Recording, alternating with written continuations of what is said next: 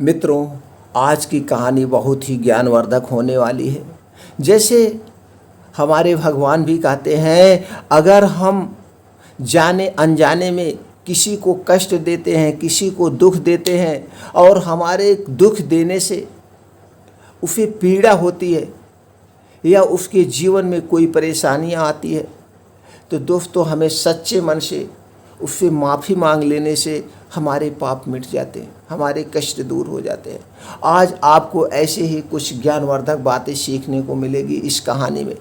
मित्रों, कहानी को पूरा सुने और अपना ज्ञान बढ़ाएं और हमारे फैमिली का मेंबर बन के हमें भी अपने परिवार का सदस्य बनाएं।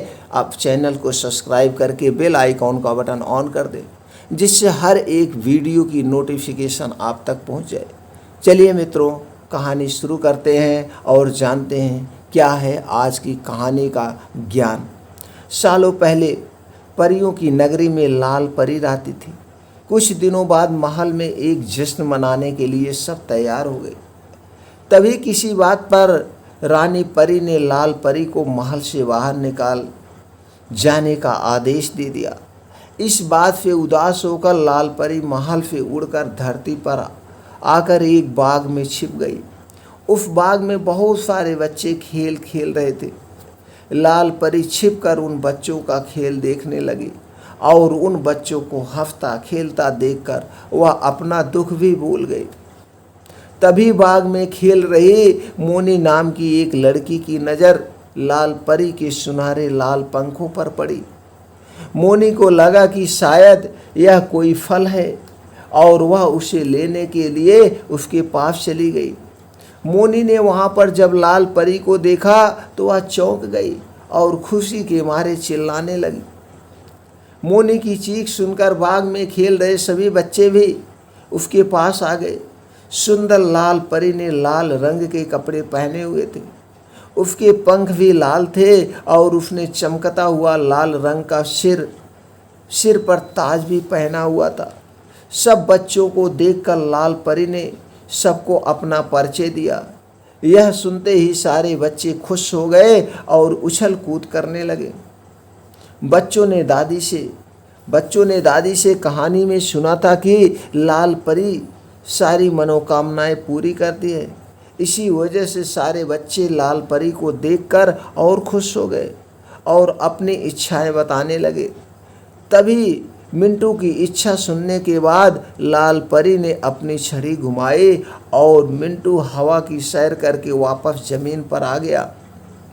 फिर लाल परी ने अपनी छड़ी घुमाई और एक रसीला ताज़ा आम मोनी के हाथों में आ गया। इसके बाद लाल परी ने फिर से अपनी छड़ी घुमाई और बाग के सभी फूल रोशनी से जगमगाने लगे। लाल परी के जादू देख सभी बच्चे बहुत खुश थे और लाल परी भी परी महल में चल रहे उत्सव और महल में न रहने का अपना दुख भी भूल गई। सारे दुख उसके मिट गए जब वह उन बच्चों के साथ घुल मिल कर खेलने लगी। इसके बाद जैसे ही फूलों का चमकना कम हुआ, आसमान के सारे तारे चमकने लगे। फिर बच्चों ने लाल परी से विदा लिया और अपने अपने घर जाने को तैयार हो गए। बच्चों के जाने के बाद लाल परी का मन फिर से उदास हो गया। लाल परी को उदास देखकर मोनी से रहा ना गया, तो उसने उससे उसकी उदासी का कारण पूछ ही लिया। लाल परी ने मोनी को रानी परी की सारी बात बता दी। यह सुनने के बाद मोनी ने कहा, आपने कोई शरारती हरकत की होगी तभी रानी परी ने ऐसी सज़ा दी है। मैं जब भी घर में शरारत करती हूँ तो मेरी माँ भी मुझे कोई ना कोई सज़ा दे देती है। सफाई देते हुए लाल परी ने कहा, नहीं, मैंने कोई शरारत नहीं की थी। लाल परी की सफाई सुनकर मुस्कुराते हुए मोनी ने फिर से कहा, कुछ तो शरारत की ही होगी। इतना सुनते ही लाल परी ने अपनी छड़ी और नज़रें मोनी से चुरा ली। नज़रें नीचे करते हुए लाल परी ने कहा, हाँ, मैंने एक शरारत की थी। भोलू बौना सीढ़ी पर खड़ा होकर परी महल के सबसे ऊंची घड़ी की सफाई कर रहा था। मैंने सीढ़ी को हिला दिया था।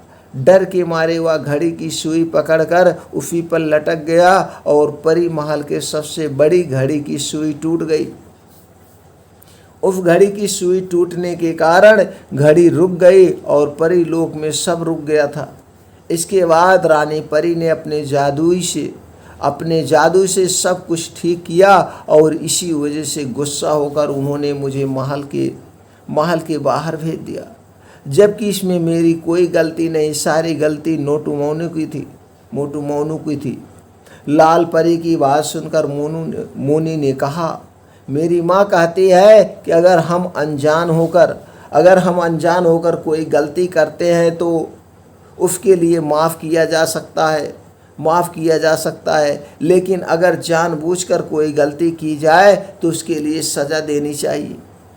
तो अब आप ये बताओ कि क्या आपने उस सीढ़ी को जानबूझकर हिलाया था या गलती से हिल गई थी? लाल परी ने बहुत ही धीमी आवाज़ में कहा, जानबूझकर।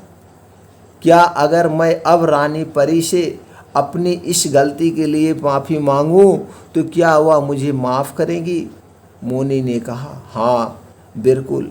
मेरी माँ ने यह भी बताया था कि अगर कोई कार्य सच्चे मन से किया जाए तो वह ज़रूर सफल होता है। इसके बाद लाल परी ने मोनी से कहा कि वह उसकी तरफ से उसकी माँ को धन्यवाद दें और अपनी जादुई छड़ी घुमाकर अगले ही पल में मोनी को उसके घर पहुँचा दिया। मोनी की माँ के विचारों को सुनने के बाद लाल परी ने अपने मन में ठान लिया कि अब वह परी लोक की सबसे अच्छी परी बनेगी। इसके बाद उसने अपने दोनों पंख फैलाए और आसमान की तरफ उड़ चली। रानी परी से अपनी गलती के लिए माफ़ी मांगने के लिए फिर परी लोक पहुंचकर उसने सच्चे मन से अपनी गलती मानकर रानी परी से माफ़ी मांगे और उन्होंने भी उसे माफ़ कर दिया। दोस्तों, इस कहानी से हमें क्या सीख मिलती? बेवजह किसी को परेशान नहीं करना चाहिए और अगर अपनी किसी गलती के लिए माफ़ी मांगना चाहते हैं तो उसके लिए सच्चे मन से माफ़ी मांगें और माफ़ी मांगने के बाद उस पर पश्चाताप करें। सच्चे मन से किया गया काम हमेशा अच्छा ही होता है। दोस्तों, कितनी भी बड़ी हम गलती कर दें हम उससे दिल से माफ़ी मांगें और उस दिन से उस गलती का पश्चाताप करने के लिए उसकी सेवा करें जिसके साथ हम बुरा किए, तो हमारे सारे पाप धुल जाते हैं। मित्रों, इस कहानी से आपको क्या सीख मिली हमें कमेंट सेक्शन में ज़रूर बताएं। फिर मिलते हैं ऐसी और ज्ञानवर्धक कहानी के साथ अगले वीडियो में।